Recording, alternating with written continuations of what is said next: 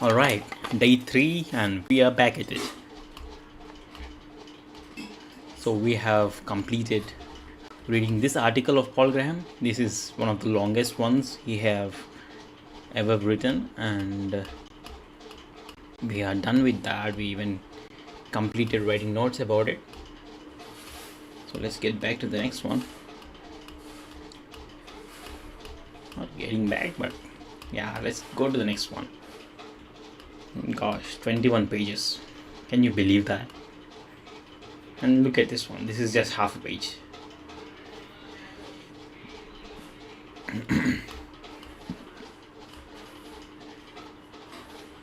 What you want to want. This is a full page. I want to read something which is more interesting and long. I want to dive deeper. What I've learned from users. This might be interesting. Yeah. This can be it. But still, let me keep looking. Here's a this isn't what I really am interested in. Putting ideas into words. Is there such a thing as good taste?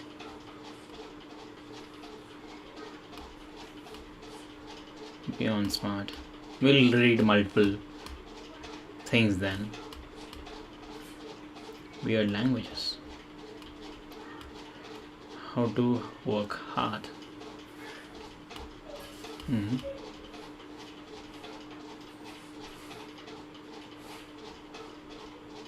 Okay, this is interesting. This is related to the one we have already read, so it might be interesting and it might be useful if I actually read this so that I can infer from the previous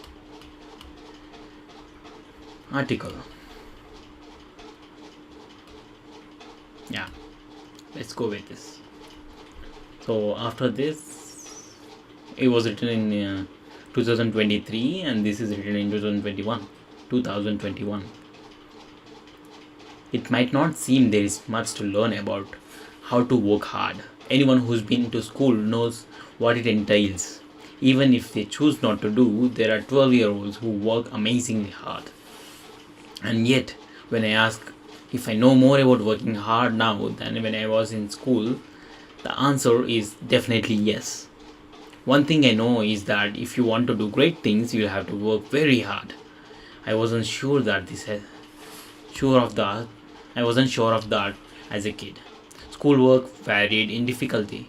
One didn't have to work super hard to do well. Some of the things famous adults did, they seemed to do effortlessly. Was there perhaps some way to evade hard work? Through sheer brilliance. Now I know the answer to the question is, there isn't. The reason some subjects seemed easy was that my school had lower standards. And the reason famous adults seemed to do things effortlessly was years of practice. They made it look easy. Yeah. Of course, those famous adults usually had a lot of natural ability too. There are 3 ingredients to great work: natural ability, practice, and effort. So in the previous article, we have seen similar thing where we had aptitude in the place of natural ability. Practice is just knowledge, and effort is where you actually work on the field or get better in that, right? So there are 3 ingredients in doing great work: natural ability, practice, and effort. You can do pretty well with just 2, but to do best work, you need 3. You need great natural ability and have practiced a lot and to be trying very hard. Bill Gates, for example, was among the smartest people in the business of his era. He was also among the hardest working. I never took a day off in my 20s, he said. No one. It was similar to Lionel Messi. He had great natural ability, but when his youth coaches talk about him, What they remember is not his talent, but his dedication and desire to win. PG. Woodhouse would probably get my vote for best English writer in 20th century if I had to choose. Certainly, no one ever made it look easier. But no one ever worked harder. At 74, he wrote with each new book of mine. I have what? At 74, he wrote with each new book of mine. I have. As I say, the feeling that is the time I have picked a lemon of the garden of literature. A good thing, really, I suppose. Okay. So at 74, he wrote each new book of mine that I have. As I say, the feeling of this time that I have picked a lemon in the garden of literature, a good thing, really, I suppose. A good thing, really, I suppose. That's how is it? I don't know. I'm trying to read. I'll get better. Anyway.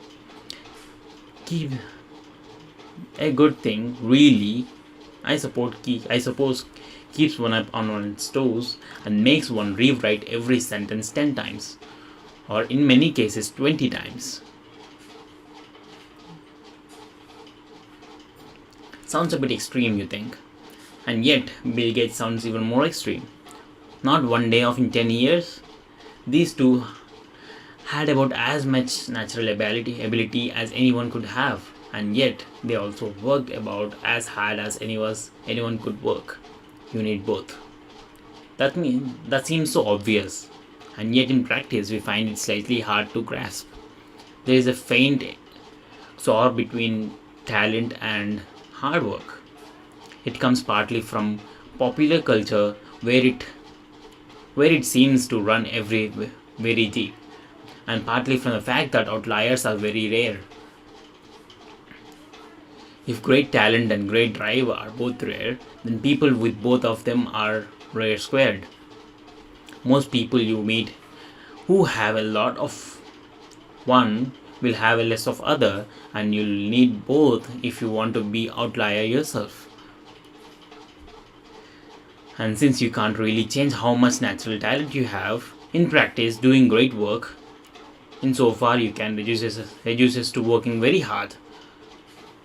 It's straightforward to work hard if you have clearly defined, externally imposed goals as you do in school. There is some technique to it. You have to learn not to lie to yourself, not to procrastinate, which is a form of lying to yourself, not to get distracted, and not to give up when things do go wrong. But this level of discipline seems to be within the reach of quite young children, if they want it. What I've learned since I was a kid is how to work towards the goals that are neither clearly defined or extremely imposed. You'll probably have to learn both if you want to do really great things. So let's just read it again. This is interesting. What I've learned since I was a kid is how to work toward goals that are neither clearly defined nor externally imposed. So he learned to work towards the goals which are not clearly defined or not put by external pressures, right? So he worked towards the goals that he kept from himself and that are not clear. The most basic level of which is simply to feel you should be working without anyone telling you to. Now when I'm not working hard, alarm bells go off. I can't be sure I'm getting anywhere when I'm working hard, but I can be sure that I'm getting nowhere when I'm not, and it feels awful. This is so relatable. When you're working hard, you don't know certainly that you are getting somewhere, or even if you're wasting time just working on useless stuff. But one thing is that you don't feel awful about working hard because you have worked hard, and yeah, that's a kind of plus point to be satisfying the soul that you gave your best instead of wasting it. You used your efforts. But if you don't do anything, it feels very awful that you're very sure that you're not getting anywhere, right? So there is hope in that one. There is nothing in here. There is pure disappointment in this one. In that one there is hope, and hope is a great thing. There wasn't a single point where I learned this. Like most little kids, I enjoyed the feeling of achievement when I learned or did something new. As I grew older, this morphed into a feeling of disgust when I wasn't achieving anything. The one precisely dateable landmark I have is when I stopped watching TV at the age of 13. Several people I have talked to remember getting serious about work around this age. When I asked Patrick Collinson when he started to find idleness distasteful, he said, I think I enjoyed it around the age of 13 or 14. I have a clear memory from around then of sitting in a sitting room, staring outside, and wondering why I was wasting my summer holiday. Perhaps something changes at adolescence. That would make sense. Strangely enough, the biggest obstacle of getting serious about work was probably school, which made work, what they call work, seem boring and pointless. I had to learn what a real work was before I could wholeheartedly desire to do it. That took a while because even in college, a lot of work is pointless. There are entire departments that are pointless. But as I learned the shape of the real work, I found that is my desire to do it slotted into it as if they've been made for each other. The biggest obstacle to getting serious about work was probably school, which made work, what they call work, seem boring and pointless. I had to learn what real work was before I could wholeheartedly decide to do it. That took a while because even in the college, a lot of work was pointless. There are entire departments that are pointless. But as I learned the shape of real world, I found my desire to do it, slotted into it as if it has been made by each other.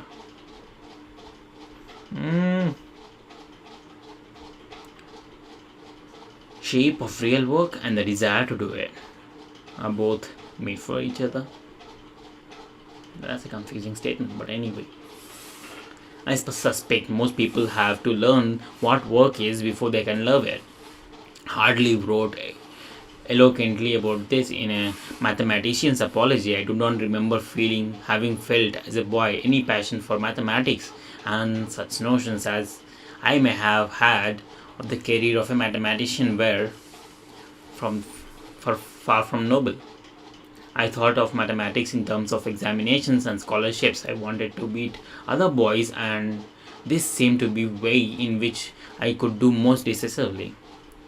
He didn't learn what math was really about till the part way through college, when he read Jordan Court's De Analyze. I shall never forget astonishment with which I read that remarkable work, the first inspiration for so many mathematicians of my generation, and learned for the first time as I read it what mathematics really meant. There are two separate kinds of fakeness you need to learn to discount in order to understand what real work is. One is the kind hardly encountered in school. Subjects get distorted when they are adapted to be taught to kids. Often so distorted that they are nothing like the work done by actual practitioners. That is so true. The other kind of fakeness is intrinsic to certain types of works. Some types of works are inherently bogus and or at best mere busy work. There is a kind of solidity to real work. It's not about all writing a principia, but it feels necessary. There is a vague criterion, but it's deliberately vague because it has to cover a lot of different types.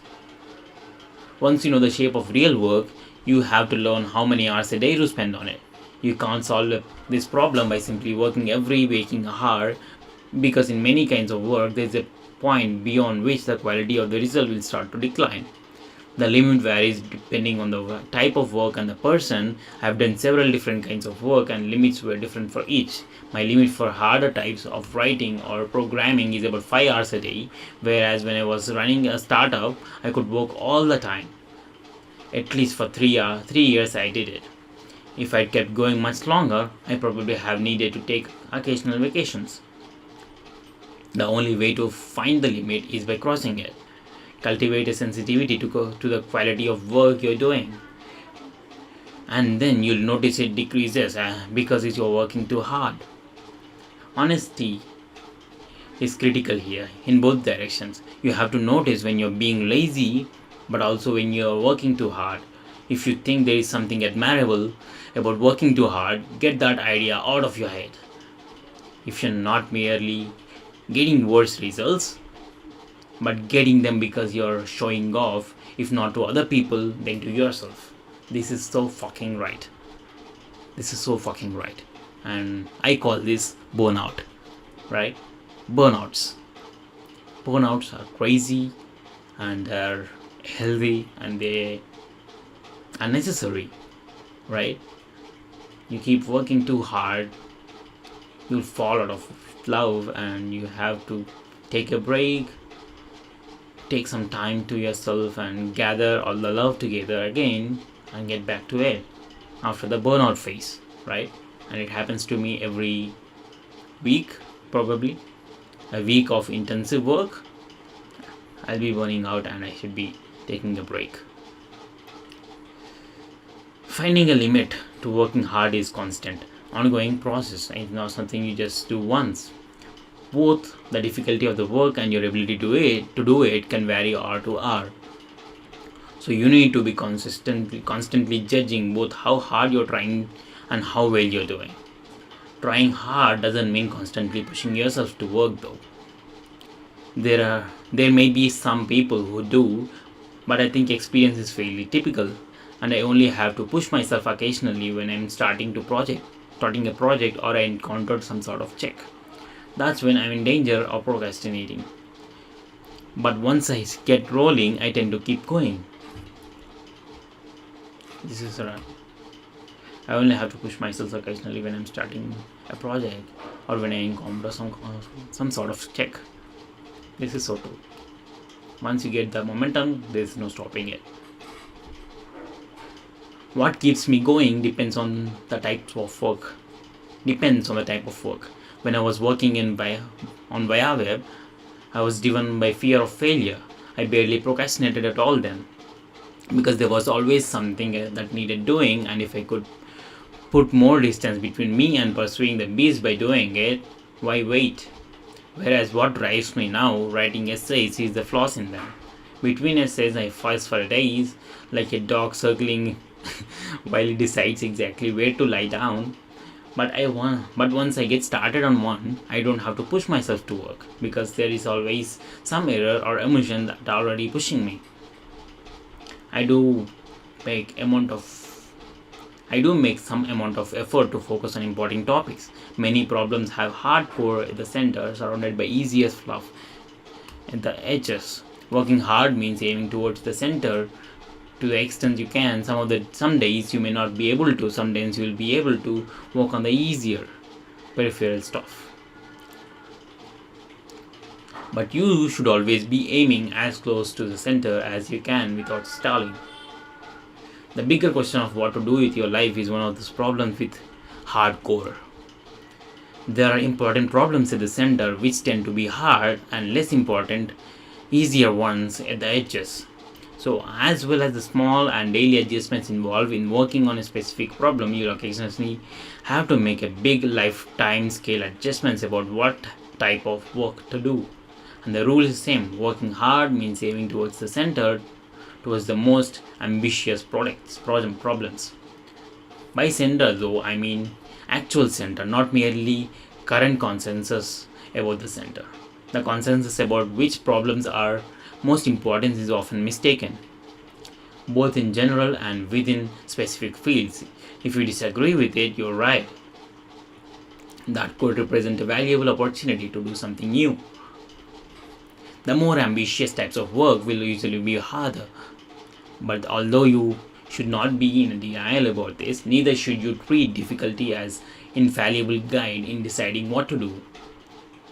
If you discover some ambitious type of work that's been a bargain in the sense of being easier for you than other people, either because the abilities you happen to have or because of some new way you found to approach it, or simply because you are more excited about it, or by all means work on that.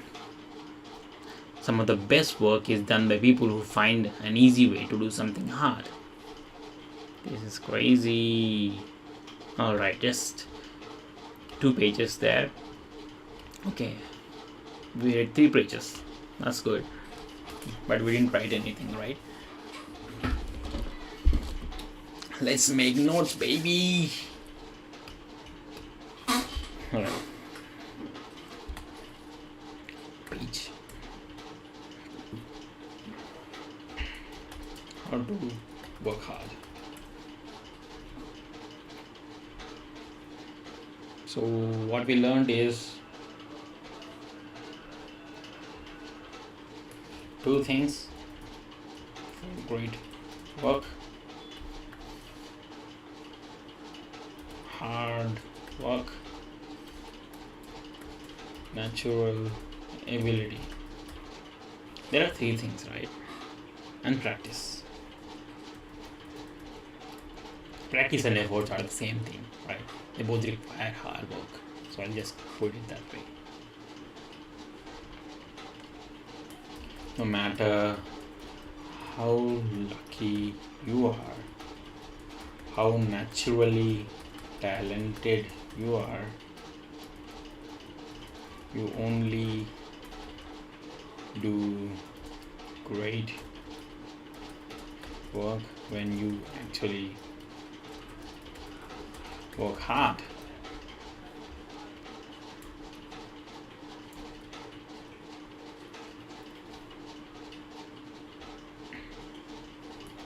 It might there is a possibility that the work you do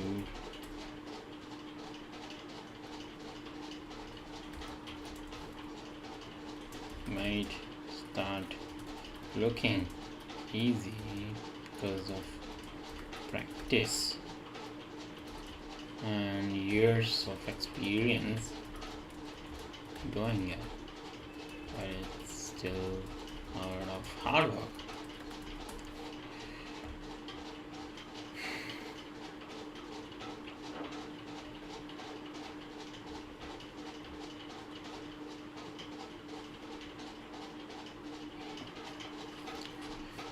Working without anyone telling me to. Now when I'm not working hard, alarm bells go off.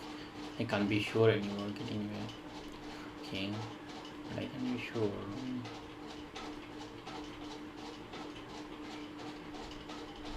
This is crazy.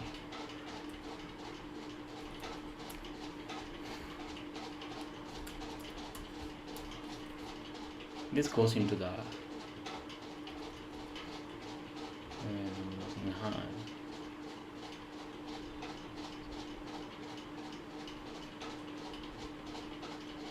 Let's put it in the X.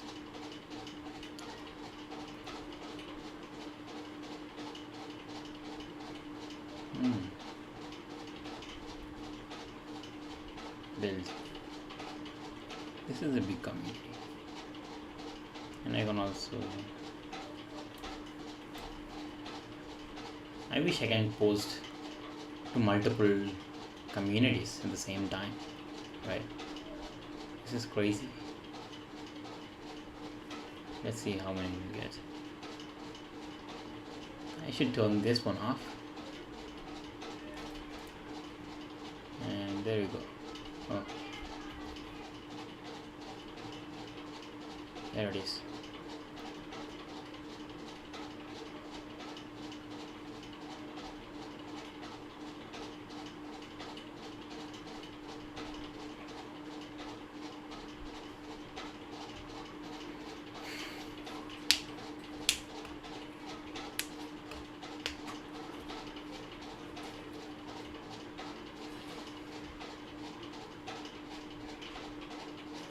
I'll write about it later.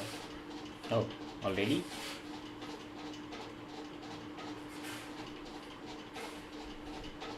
It's only very this possible.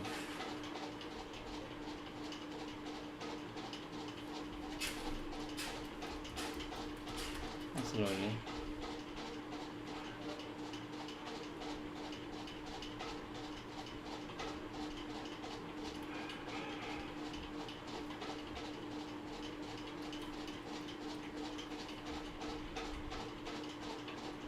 Should I do this or just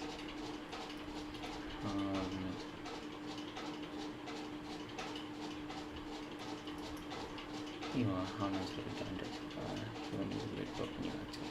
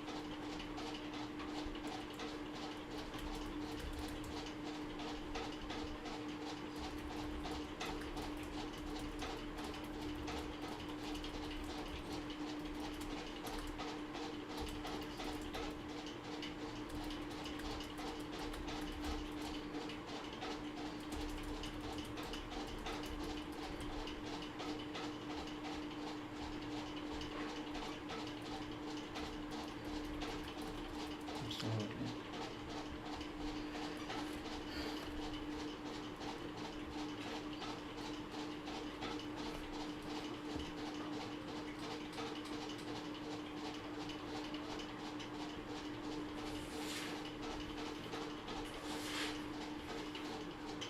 Anyways, let's get back.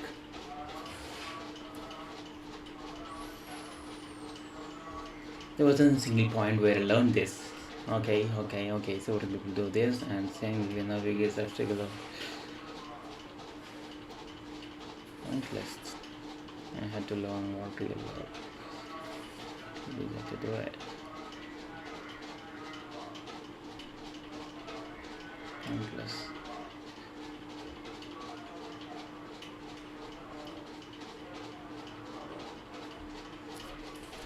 Schools don't teach us about walking.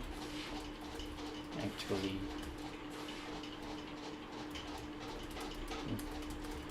you guessed obstacles.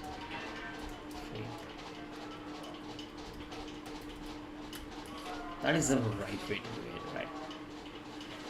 You just copy it and not really that good at English or writing. Biggest obstacle of getting serious about work was probably school, which made because I had to learn what real love was because I was there. Right.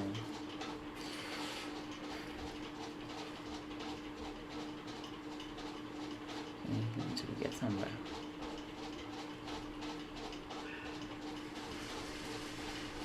This card. What is it from?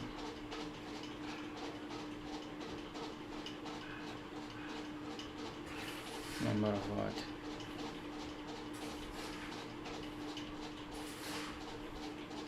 Building in public.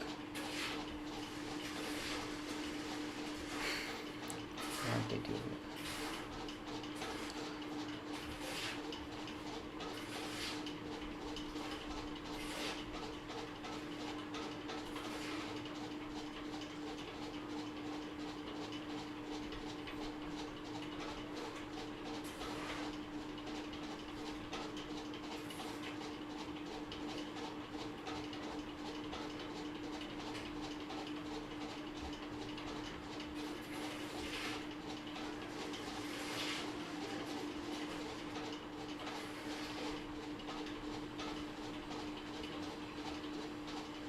Okay, why am I spending my time here? Where is it? Okay, I need to start writing. I don't care. That took a while because even in the college, a lot of entire departments of all that. But as I learn how to shape a work. This is just useless. Anyway, I suspect most people have worn before they love it. They can love it. Hardly word you can restore in mathematics. This is all. There's a kind of solidity to do real work. It's not really writing principii, but it all feels necessary. It's a vague criterion, but it's deliberately vague. Okay, once you know the shape of the work, you have to learn how many hours to spend on it. You can't solve the problem by simply working very hard, because in many kinds of work, there is a point beyond which the quality of work will start to decline.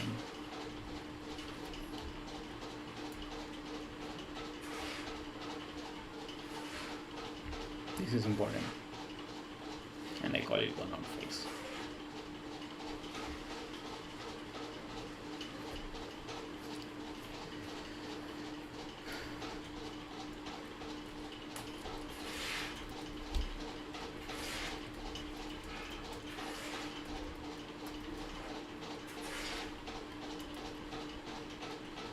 What do I call it?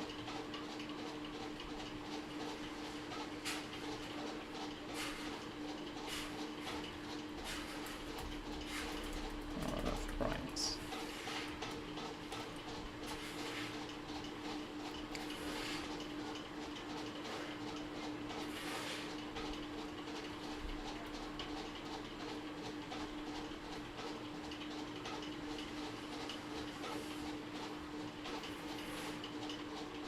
Why does it happen actually?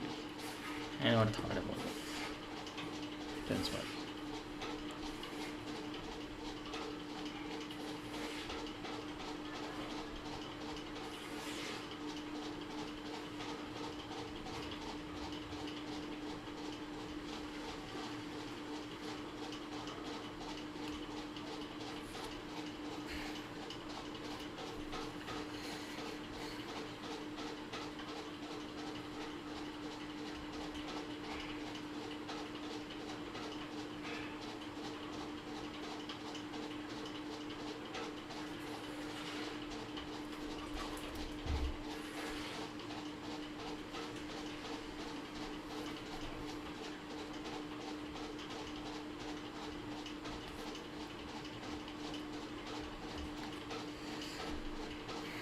Might even for hardest times of working, it's just one other way to find remedies by causing the cultivated utility. Notice if it decreases because you're working too hard. Honesty is the critical both directions, both here and you're working too hard. If you think there is something admirable about working too hard, get the idea. You're not really wasting your results.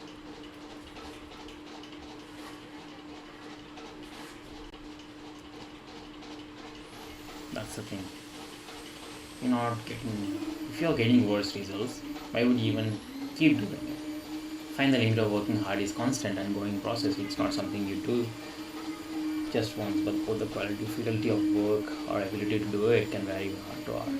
So you need to be consistently judging about how hard you're trying and how well you're doing. This is also finding the limit of working hard is constant and ongoing process. Something you do just once. Both the difficulty of work and the ability to do can vary.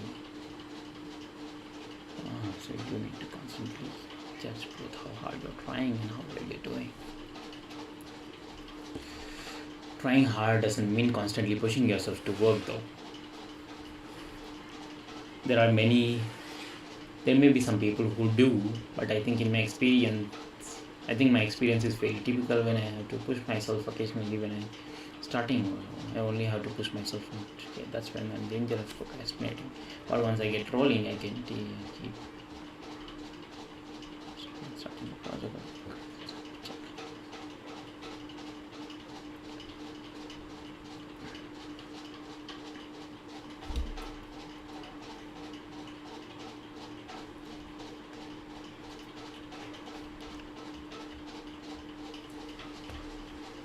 What keeps me going depends on the types of work.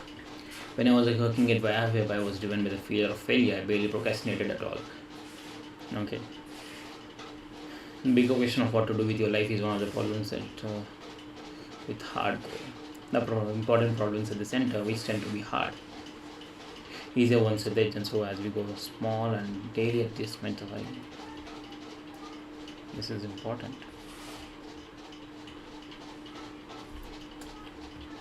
Okay, have you got somewhere? Okay, nobody is looking at that thing, I guess.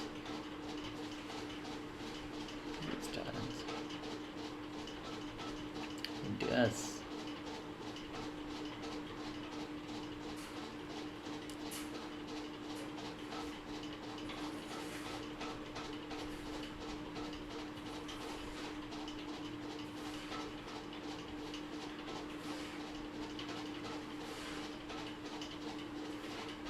Dave. Where is it, Dave? Anyways, so as small the daily adjustment in lifetime and scale adjustment ways. As a center, though, I mean the actual center, not merely concurrent senses of the center, same consensus about which the problems are more important is often center in specific fields. If you disagree with it, you're right. That could represent a valuable opportunity to do something new. The more ambitious types of work will be usually harder, but the other you should not be in denial about this. Neither should you treat difficulty as an infallible guide in deciding what to do.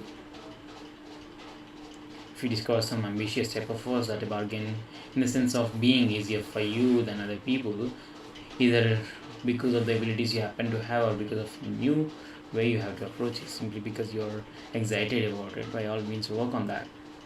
Some of the best work is done by people who find an easy way to do something hard.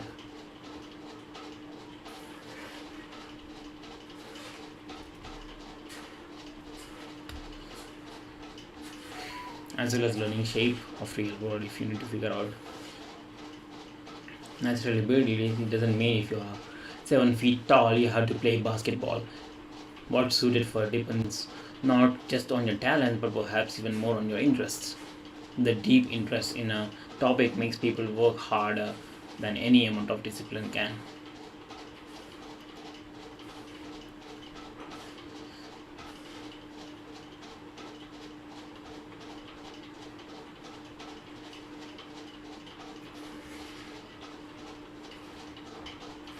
It can be harder to discover your interests than talents.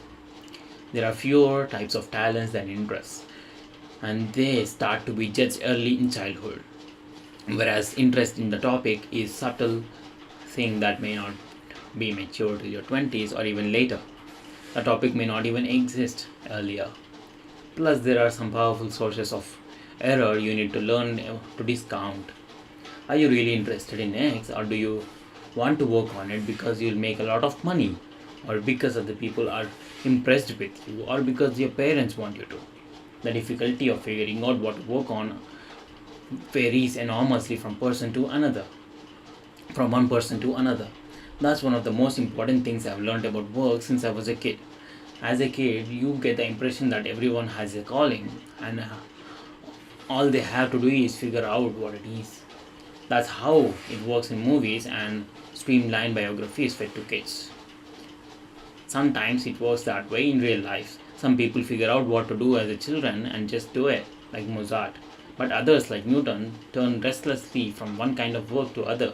Maybe in retrospect, we can identify one as their calling. We can wish Newton spent more time on math and physics and less on alchemy and theology.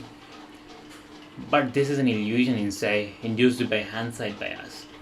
There was no voice calling to him that he could have heard. So while some people's lives converge fast, there will be others whose lives will never converge.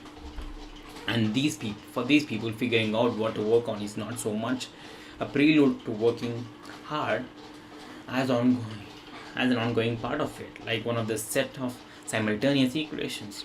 For these people, the processes I described earlier as a third component, along with measuring both how hard you're working and how well you're doing, you also have to think about whether you should keep working on this field or switch to another. If you're working hard but not getting good enough results, you should switch. It sounds simple expressed that way, but in practice it's very difficult. You shouldn't have a You shouldn't give up on the first day just because you work hard and don't get anywhere. You need to give yourself time to get going. But how much time, and what should you do if work was going well stops going as well? If work that was going well stops going well, how much time do you give yourself then? What when even counts as what even counts as good results? That can be really hard to decide. If you're exploring an area few others have worked in, you may not even know what good results look like. History is full of examples of people who misjudged the importance of what they were working on. The best test of whether it's worth a while to work on something is whether you find it interesting.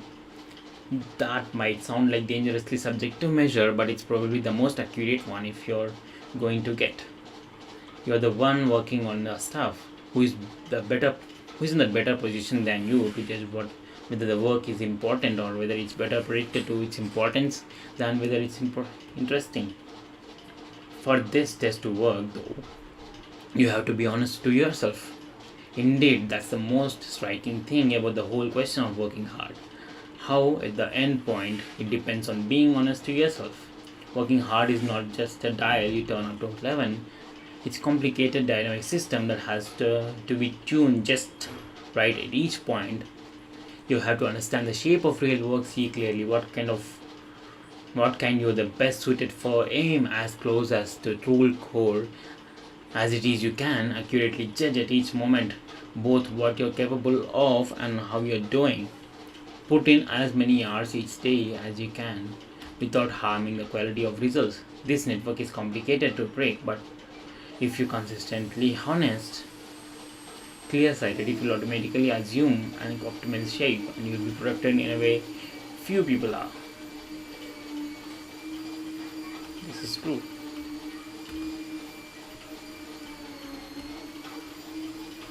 What's the time? 11:30.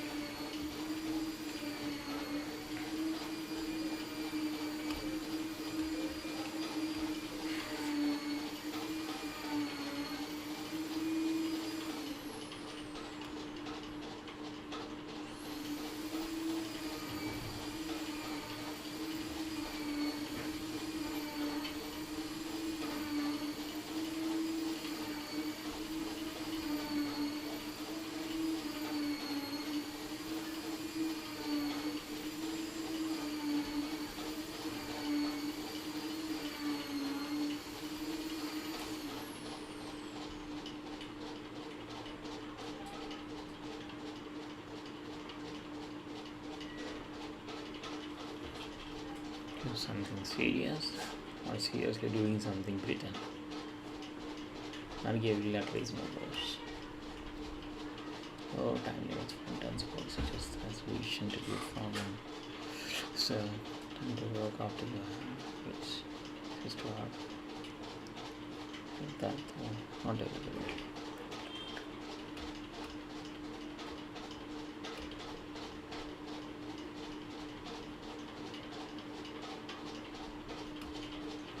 Okay, this is interesting too, and related to the first one. Fears of nerds. This is also interesting. Okay, these are the ones. Crazy new ideas. Again, interesting. Oh my god, I learned these three things. Alright, we'll complete these three articles today. And yeah, we'll just close this topic once and for all, and let's get started. Right, our projects of one's own. A few days ago, on the way home from school, my 9-year-old son told me he couldn't wait to get home and write more of a story he was working on. This made me as happy as anything I've heard him say, just not because he was excited about his story, but because he discovered his way of working. Working on a project on your own is as different from ordinary work as skating from walking. It's more fun, but as much more productive. What proportion of great work has been done by people who were skating in this sense? If not all of it, certainly a lot. There is something special about working on a project of your own. I wouldn't say exactly that you're happier. A better word would be excited or engaged. If you're happy when things are going well, but often they aren't. When I'm writing an essay, most of the time I'm worried and puzzled.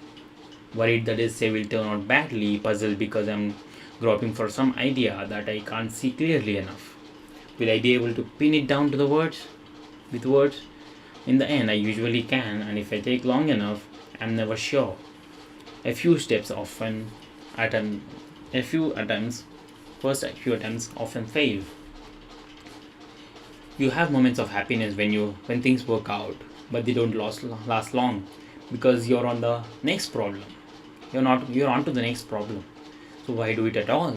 Because to the kind of people who like working this way, nothing else feels as right. You feel if you're an animal in its natural habitat, as if you're an animal in natural habitat, doing what you were meant to do, not always happy, maybe, but awake and alive.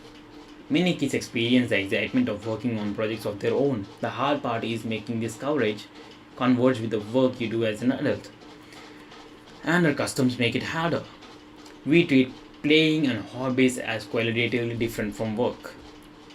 It's not clear to a kid building a tree house that there is a direct to long road from that to architecture and engineering.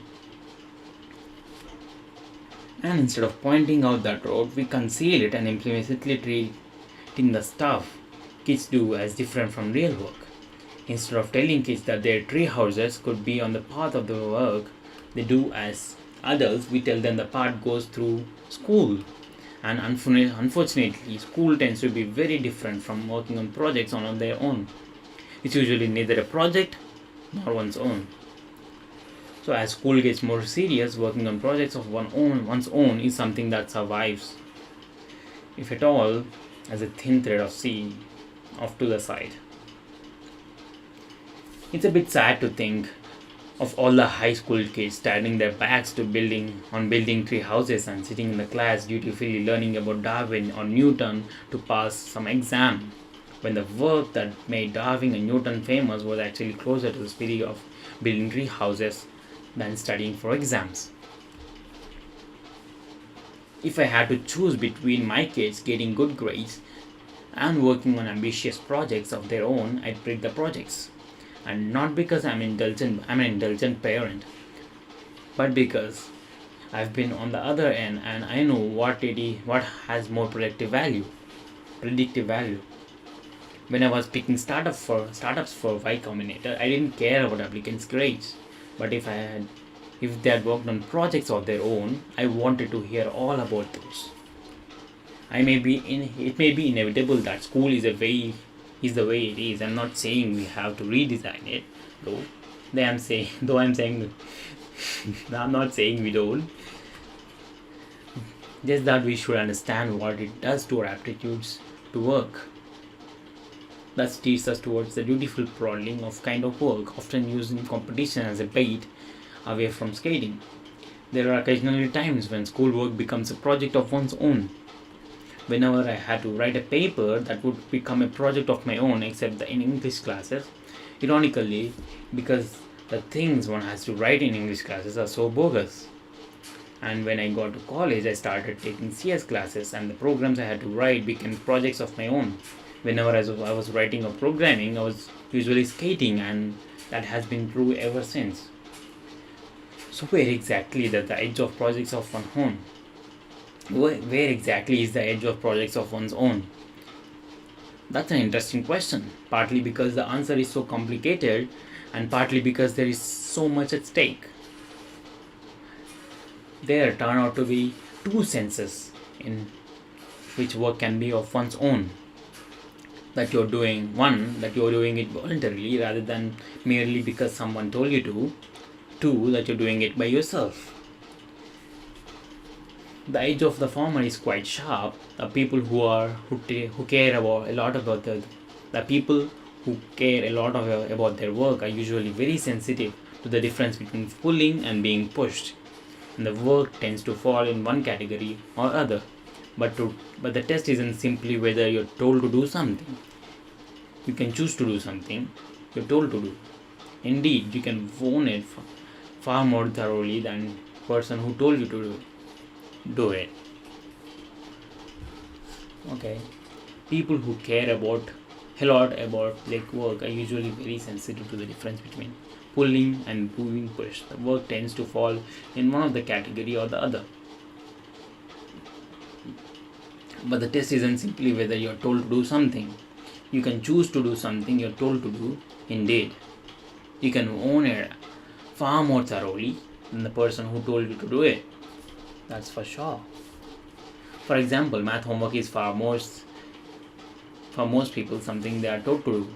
But for my father, who was a mathematician, it wasn't. Most of us think the problems in the math books as a way to test or develop our knowledge of the material explained in each section. But to my father, the problems were the part that mattered. The text was merely a sort of annotation. Whenever he got new math book, it was to him like given a puzzle. Here was a new set of problems to solve, and he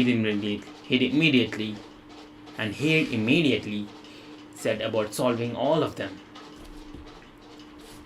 The other sense of a project being one's own, working on it by oneself has a much softer edge. It shades gradually into collaboration, and interestingly, it shades into collaboration with two different ways. One way to collaborate is to share a single project. For example, when two mathematicians collaborate on a proof that takes shape in the course of conversation between them. The other way is when multiple people work on separate projects of their own that fit together like a jigsaw puzzle. For example, when one person writes text of a textbook, another does the graphic design. These two paths into collaboration can of course be combined, but under the right conditions, the excitement of working on a project of one's own can be preserved for quite a while before disintegrating into the turbulent flow of work in a large organization. Indeed, the history of successful organization is partly the history of techniques for preserving excitement. The team that made the original Macintosh were a great example of this phenomenon. People like Burrell Smith, Andy Hirschville, and Bill Atkinson and Susan Kerr were not just following orders. They were not telling tennis balls hit by Steve Jobs, but rockets let loose by Steve Jobs. There was a lot of collaboration between them, but they all seemed to have individually felt exciting of working on a project of one's own. And in Andy Hirschfield's book on Macintosh, he describes how they'd come back to the office after dinner and work late into the night. People who have never experienced the thrill of working on a project they're exciting about can't distinguish this kind of working long hours from the kind that happens in sweatshops or boiler rooms, but they're opposite ends of the spectrum. That's why it's a mistake to insist dogmatically on work-life balance. Indeed, the mere expression work-life embodies a mistake. It assumes work and life are distinct. For those whom the word work automatically implies the beautiful plodding kind, they are. But for the skaters, the relationship between the work and life would be better represented by a dash than a slash. I wouldn't want to work on anything that I don't want to take over my life.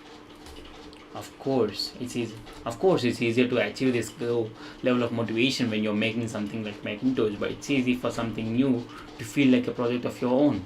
That's one of the reasons for the tendency programmers have to rewrite things that don't need rewriting and to write their own versions of the things that already exist.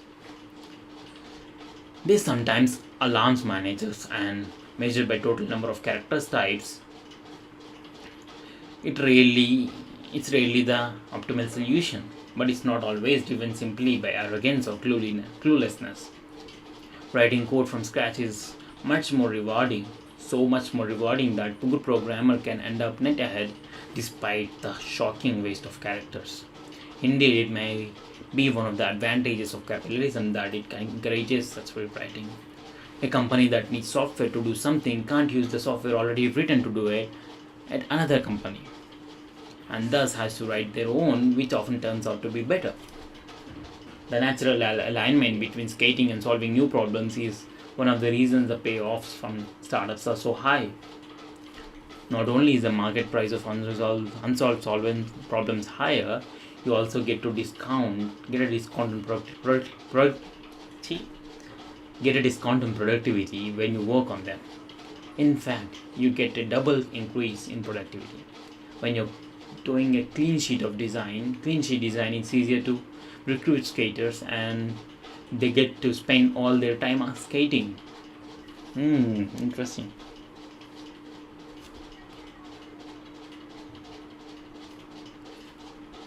So here's the thing, if you want to be a startup owner, what you have to do is hire the people who are actually having a lot of personal projects, right?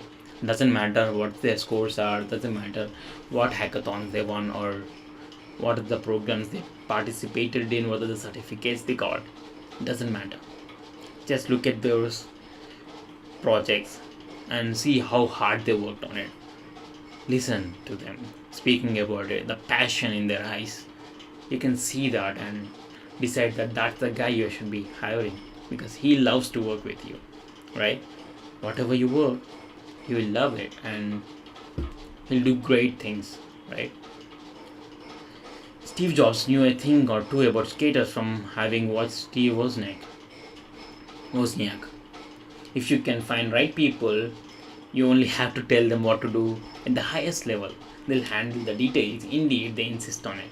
For a project to feel like your own, you must have sufficient autonomy. You can't be working on order or slowed down by bureaucracy. This is so fucking true.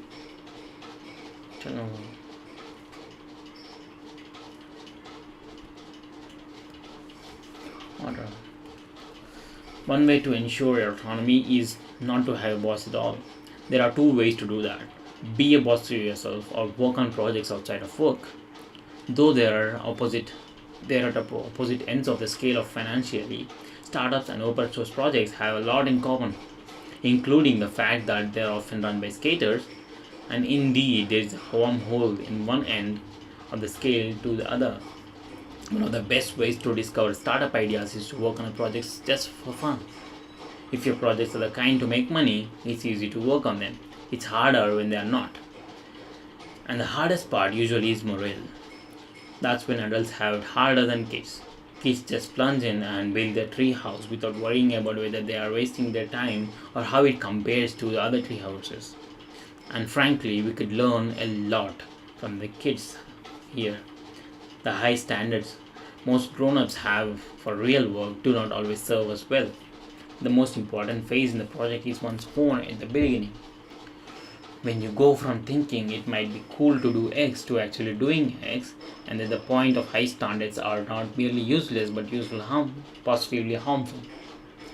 There are a few people who start too many new projects, but far more, I suspect, who are deterred by fear of failure from starting projects that would have been succeeded if they had. But if we couldn't benefit as kids from knowledge that have tree houses were on the path to grown-up projects, we can at least benefit as grown-ups from knowing that our projects are on the path to that stretches back to tree houses. Remember that the careless confidence you had as a kid when starting something new. Remember that careless confidence you had as a kid when starting something new. That would be the powerful thing to recapture. If it's harder as adults to retain that kind of confidence, we at least tend to be more aware of what we're doing. Kids bounce and are herded from one kind of work to other, barely realizing what's happening to them, whereas we know more about different kinds of work and have more control over what we do. Ideally, we can have the best of the both worlds, to be deliberate in choosing to work on projects of our own and carelessly confident in starting new ones. Cool.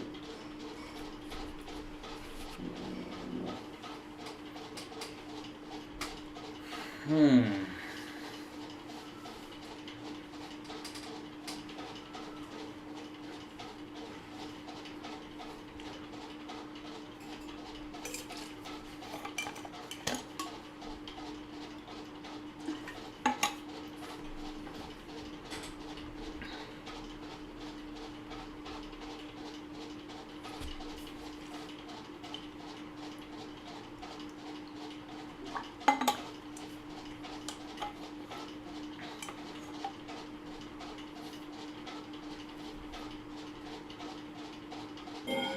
There's nothing to criticize in these essays or even talk about. Everything is just on point, and I can agree on most of the things.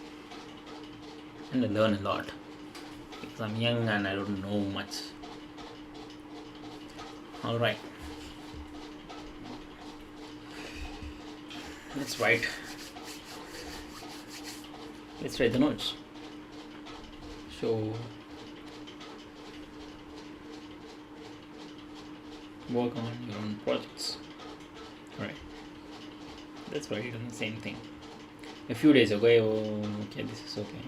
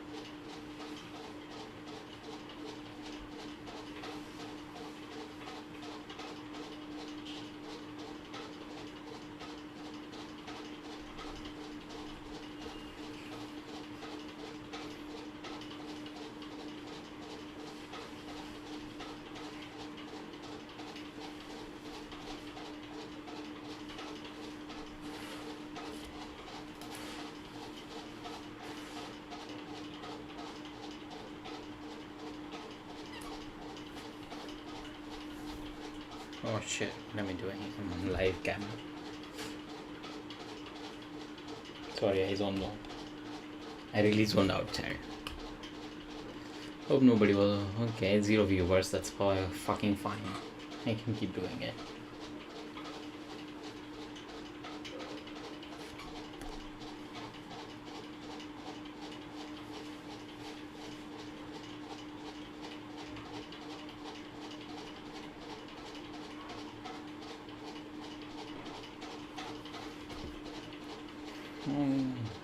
Don't push too hard. Should I go away and come back after cleaning my wounds? Okay. It's just a bit. There's something special about working on our projects of your own. I wouldn't say exactly that you're happier. Exactly. This one.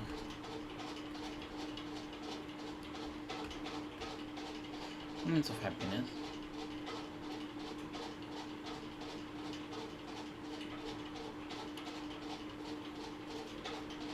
By working this way, nothing feels as right. You feel as if you're an animal in natural habitat. Many kids feel excitement is the right word.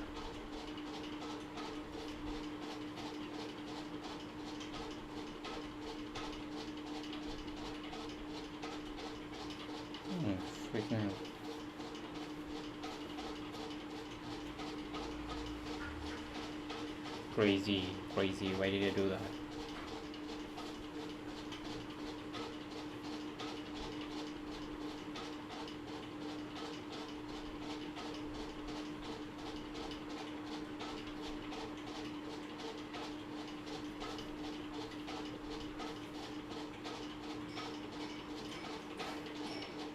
Anyways, instead of telling kids that their houses on could be on the pot, we tell them it goes through school and it's not to school, but still.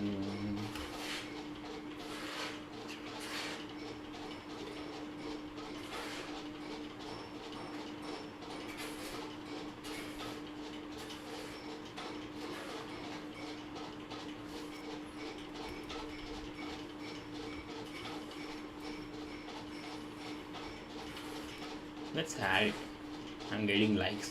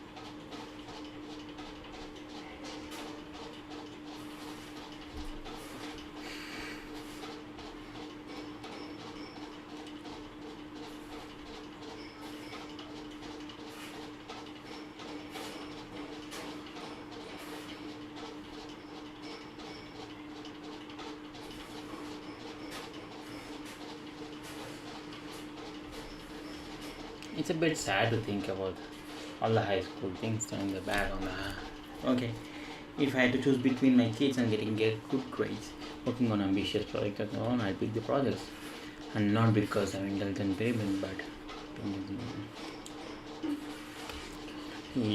there are occasional times when school work comes projects of one home whenever I had to write a paper. So where exactly is the range of projects of one home? That's an interesting question, partly because answer is kind of complicated and partly because there is much more at stake. There can also be two senses of in which work can be one's own, rather than merely someone told you. So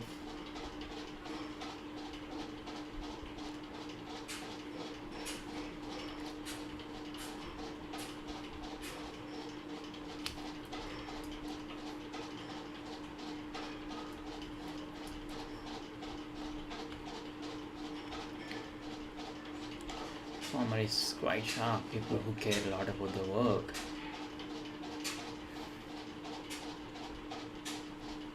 And the work tends to fall into one category or the other. But it isn't about simply whether you're told to do something. You can choose to do something to do. You can do.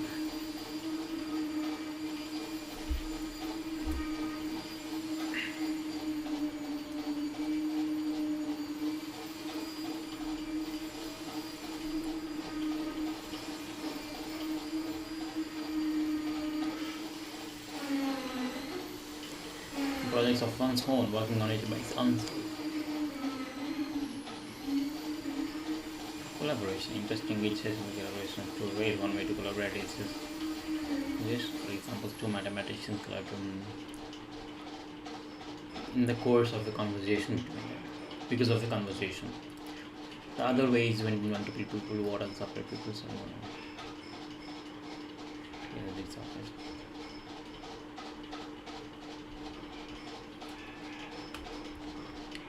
two paths into collaboration can of course be combined, but under the right conditions, the excitement of the work on can be quite a while before disintegrating into the development for the work of indeed the history of successful application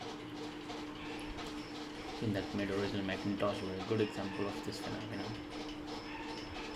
People like Apple are working on projects, collaboration rather than organization.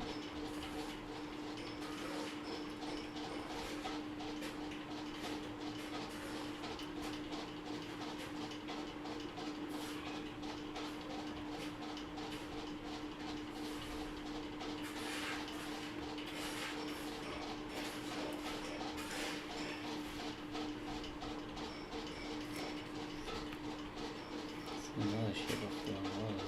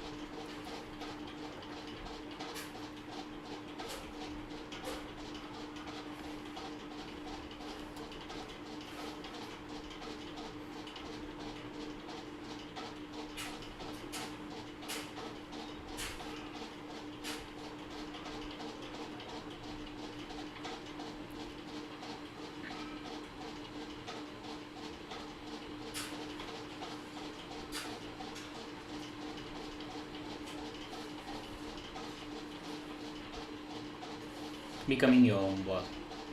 There is one, right? Where is it?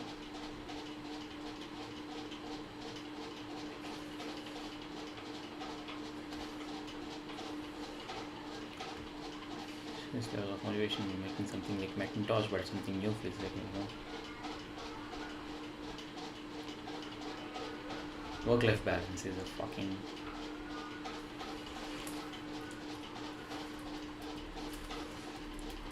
balance for nerds doesn't exist.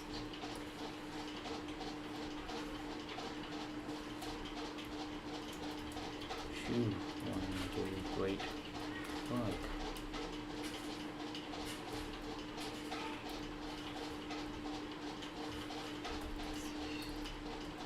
Not work, but it's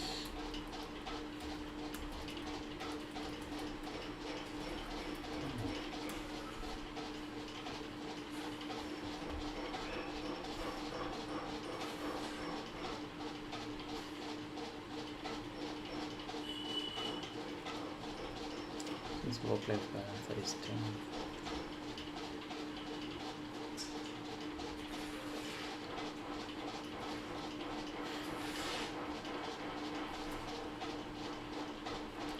Holding time, they are.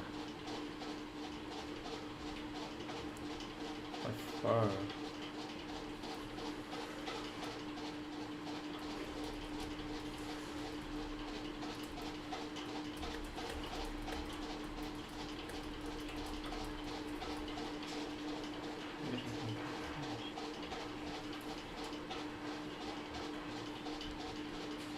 all my life. Work.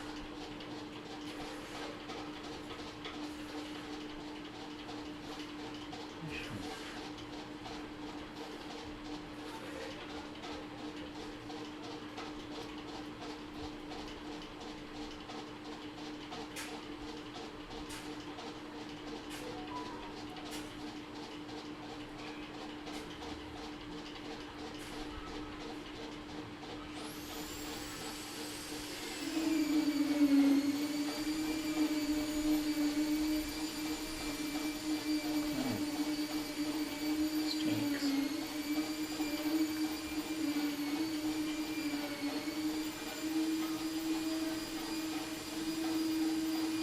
Okay.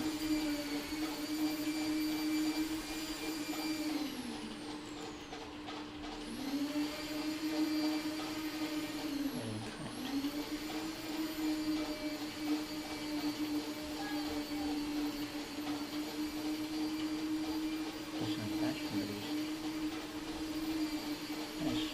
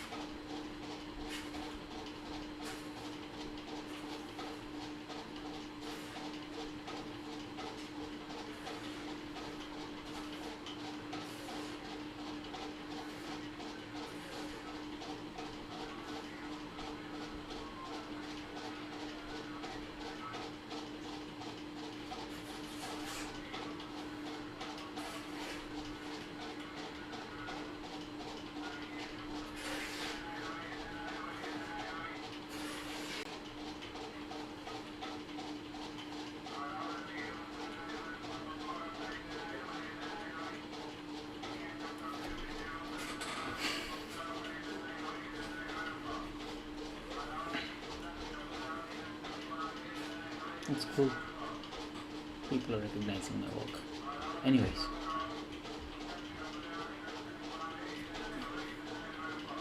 we don't have any call to action or something like that to put in there. We should make a funnel to create those posts, right? You can't just take up the text from here and put it in that. Rather put some, you know, put that thing inside a funnel and it goes post by itself by structuring the post, adding a hook and a call to action button. Who knows? Anyways,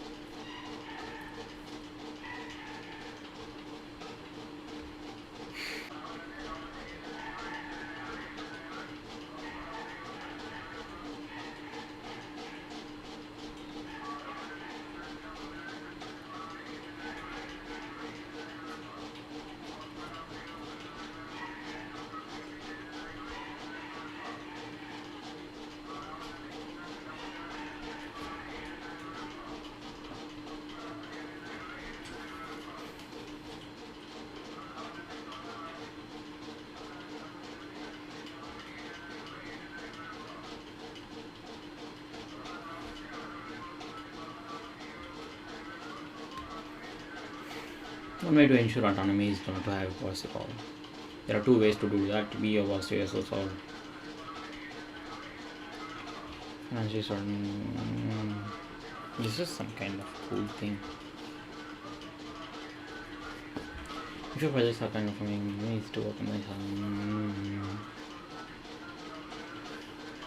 so in the beginning, when you go from thinking about it might be good to do distance, maybe useful. There are a few people who start too many projects, and I suspect that at the field of starting something they would have even succeeded if they had.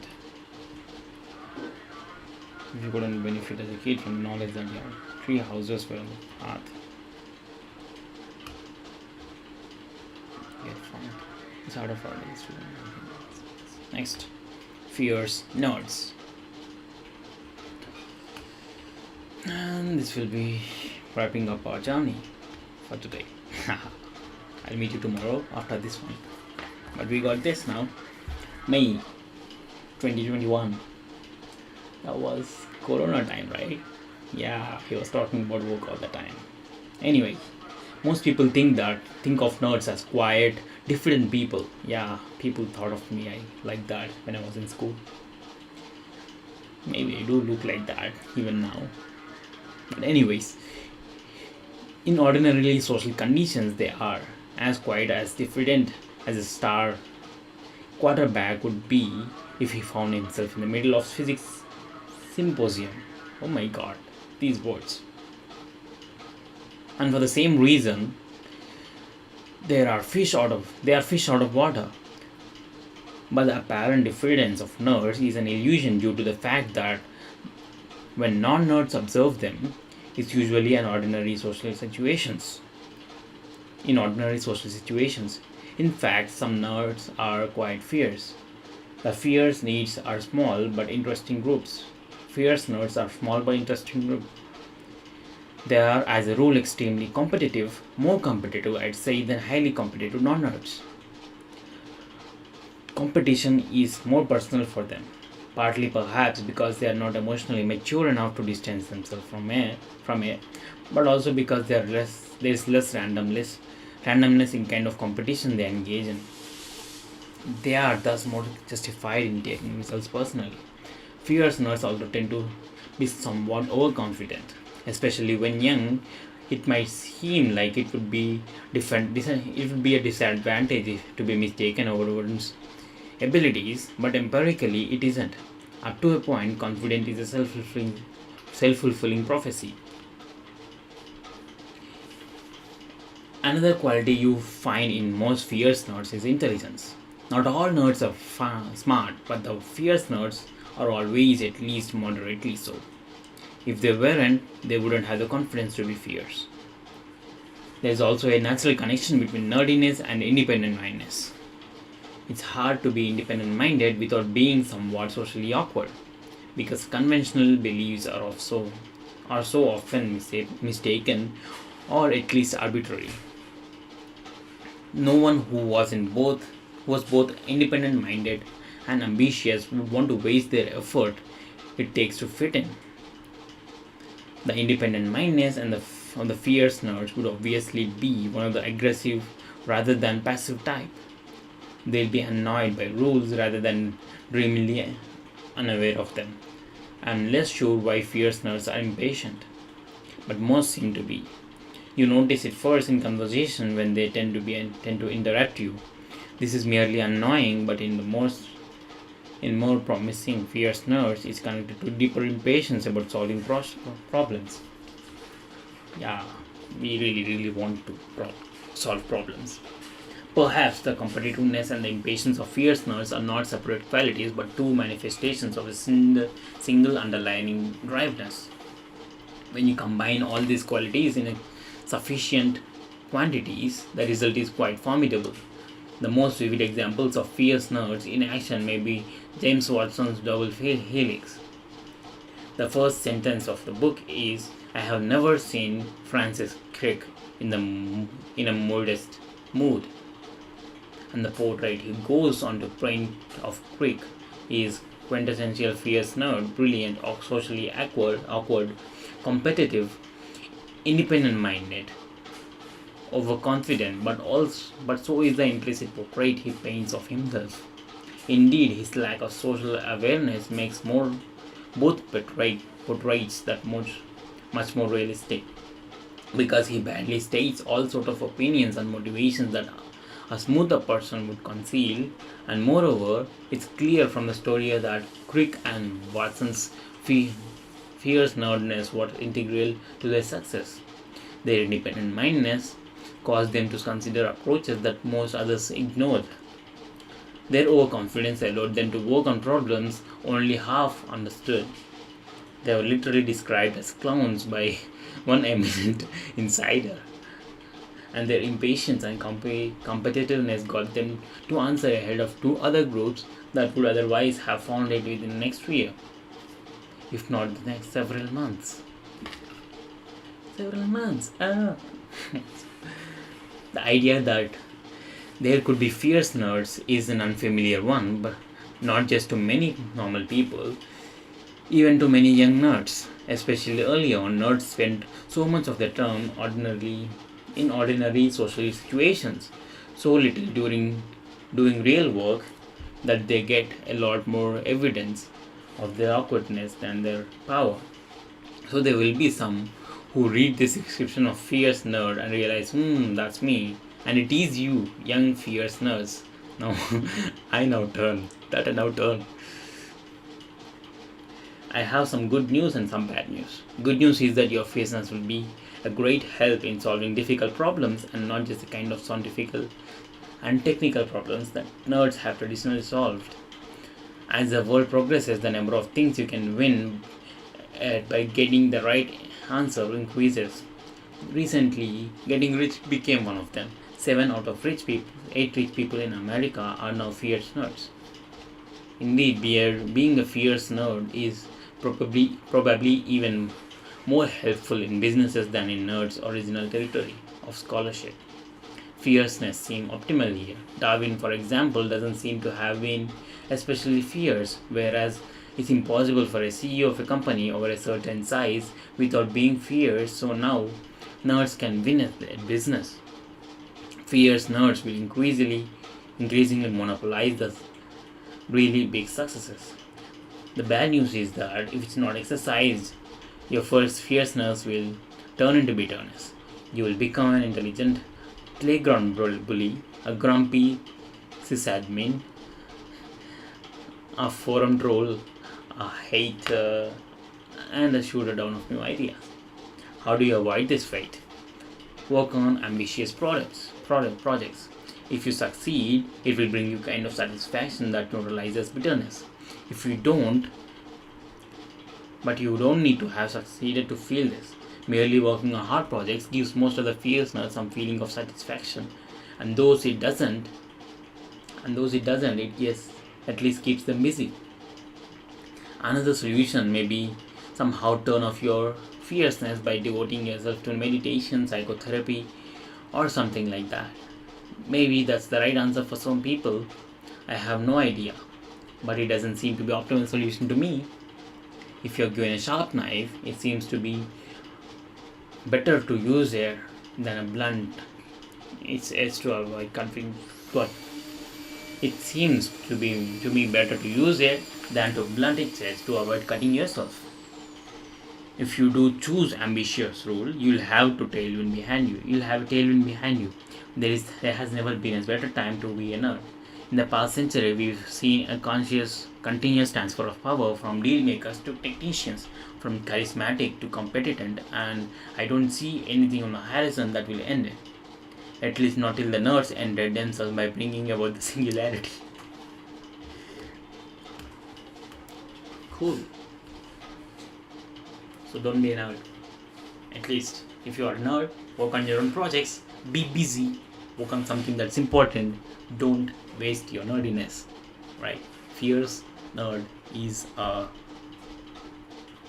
great thing to have if you want to succeed in businesses, right? 7 out of 8 richest people in the world are nerds. Now, crazy new ideas. Maybe I can complete this as well. Yeah, this one actually I planned it. Crazy new ideas. There is one kind of opinion I'd be very afraid to express publicly.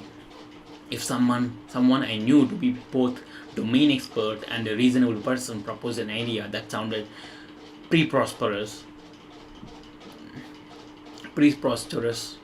I'd be very reluctant to say that will never work. Anyone who has studied the history of ideas, and especially the history of science, knows that's how big things start. Someone proposes an idea that sounds crazy, most people dismiss it, and then it gradually takes over the world. The most implausible sounding ideas are in fact bad and could be safely dismissed, but not when they are proposed by reasonable domain experts. If a person proposing the idea is reasonable, then they know how implausible it sounds, and yet they are proposing it anyway. That suggests they know something that you don't. If they have deep domain expertise, that's probably the source of it. In fact,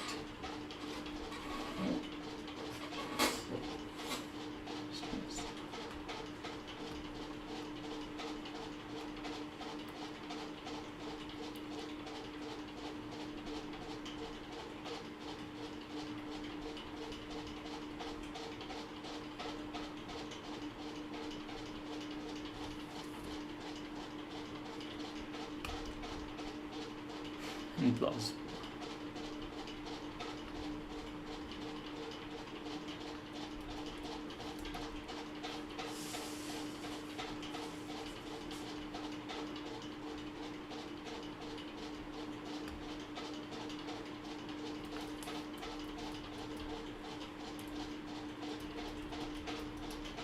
Yes.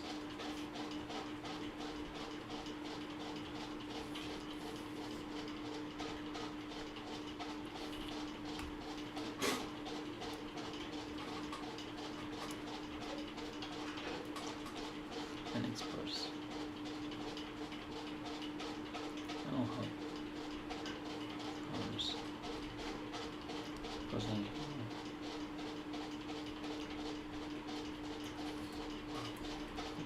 sounds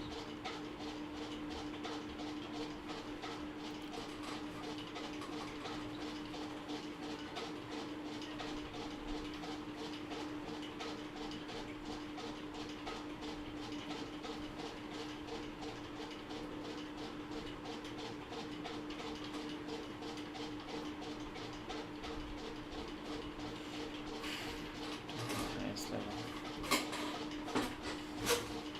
system.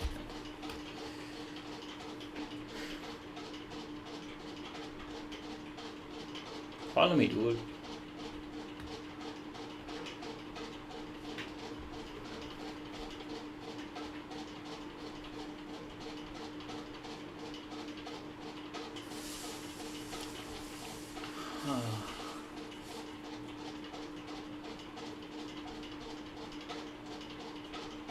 No, I did actually, but that was before I actually started loving the work I've been doing. Right before I started diving into it, gaining knowledge, I hated tech. Now I love tech, and I would give my whole life for it. Anyways, such ideas are not merely unsafe to dismiss, but disproportionately likely to be interesting. When the average person proposes an implausible sounding idea, its implausibility is evidence of their incompetence. But when a reasonable domain expert does it, the situation is reversed. There is something like an efficient market here. On average, the ideas that seem craziest will, if correct, have the biggest effect. So, if you can eliminate the theory that per person proposing an implausible sounding idea is incompetent, its implausibility switches from evidence that it's boring to evidence that it's exciting. Such ideas are not guaranteed to work, but they don't have to be. They just have to be sufficiently good bets to have sufficiently high valued expected value. I think on average they do. I think if you bet on entire set of implausible sounding ideas proposed by reasonable domain experts, you would end up net head. The reason is that everyone is too conservative. The word paradigm is overused, but this is the case where it's warranted. Everyone is too much in the grip of current paradigm. Even the people who have new ideas undervalue them initially, which means that before they reach the stage of proposing them publicly, they've already subjected them to an excessively strict filter. The wise response to such an idea is not to make statements but to ask questions. Because there is real mystery here. Why has this smart and reasonable person proposed an idea that seems so wrong? Are they mistaken or are you? One of you has to be. If you're the one who is mistaken, that would be good to know because it means there is a hole in your model of the world. But even if you're mistaken, it should be interesting to learn why. A trap that expert falls into is one you have to worry about too. This all seems pretty obvious, and yet there is clearly a lot of people who don't share my fear of dismissing new ideas. Why do they do it? Why risk looking like a jerk now and fool later, instead of just reserving judgment? One reason they do is envy. If people propose a radical new idea and it succeeds, your reputation will increase proportionally. Some people would be envious that if it happened, and this potential envy propagates back to a conviction that you must be wrong. Another reason people dismiss new ideas is that it's an easy way to seem sophisticated. When a new idea first emerges, it usually seems pretty feeble. It's a mere hatchling. Received wisdom is a grown eagle by comparison. So it's easy to launch a devastating attack on a new idea than anyone who does will seem clever to those who don't understand this asymmetry. The phenomenon is exacerbated by difference between how those working on new ideas exacerbated. This is a new word. I never learned it. Make worse. The phenomenon is made worse by the difference between how those working on new ideas and those attacking them rewarded.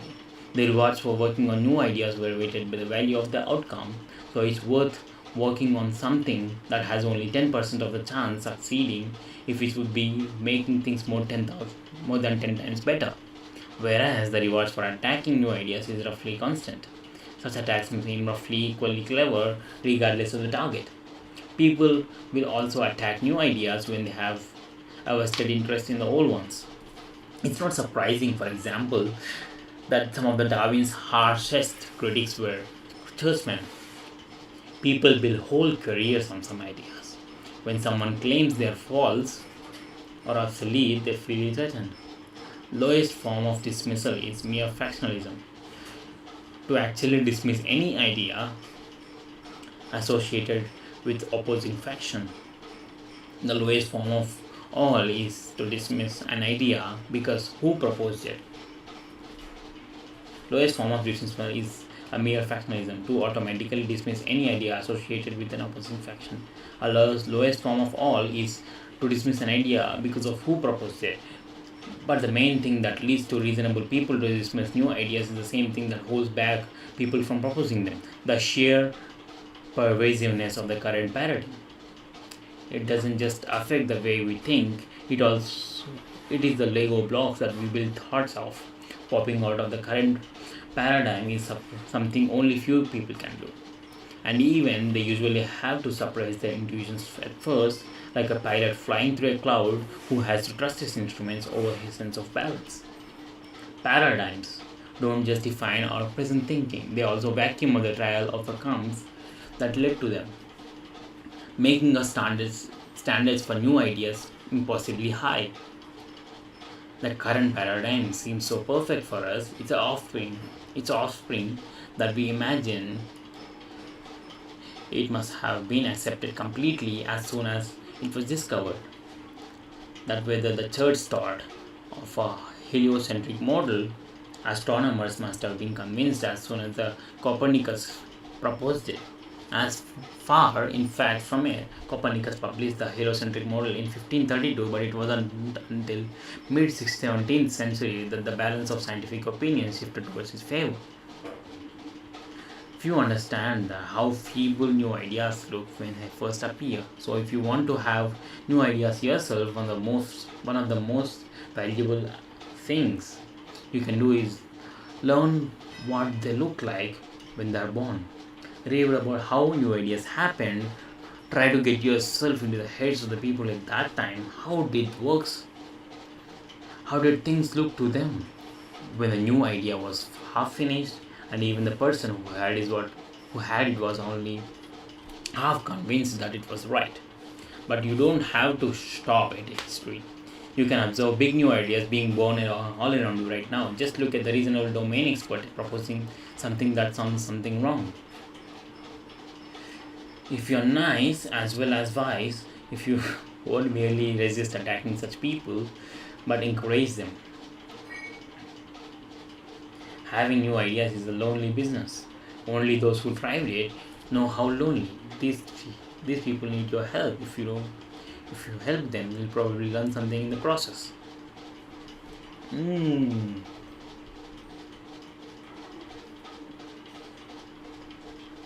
Okay. We're done with the day. Before that, we should actually write the notes. This is a pretty good thing.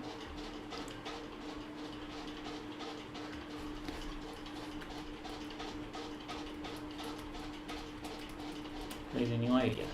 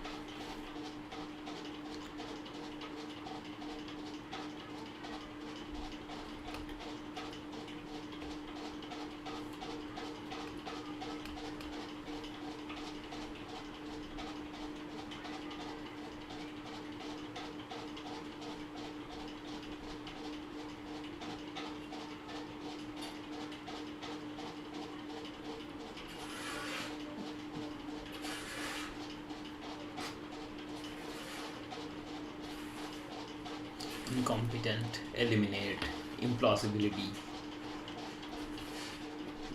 disproportionately. Long, long words, man. Long, long words. Let's just say if somebody proposes this crazy idea, if that guy is a normal guy, to dismiss it actually shows his incompetence. Yes.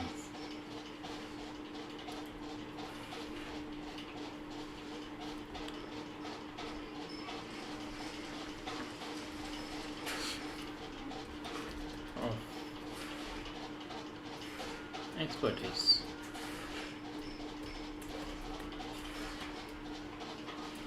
But if it's done by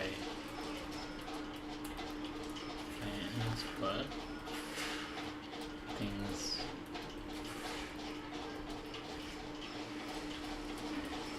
get reversed.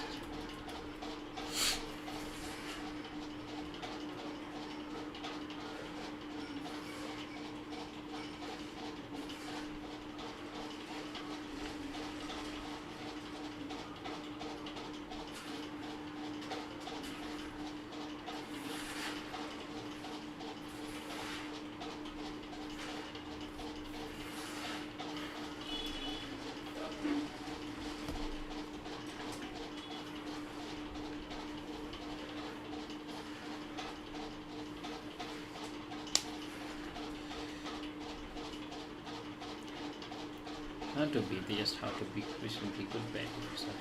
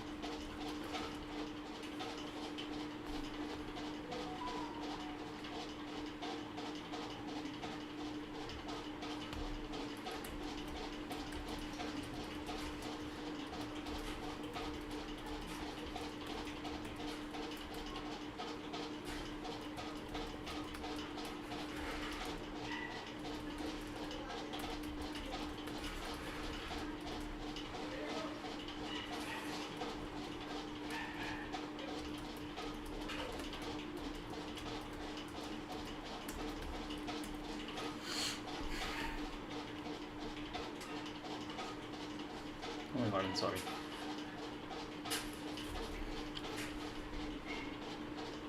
This seems pretty feeble. It's a mere hassle. When the new idea comes out, it's pretty long with not much backup evidence for its claim. Hence,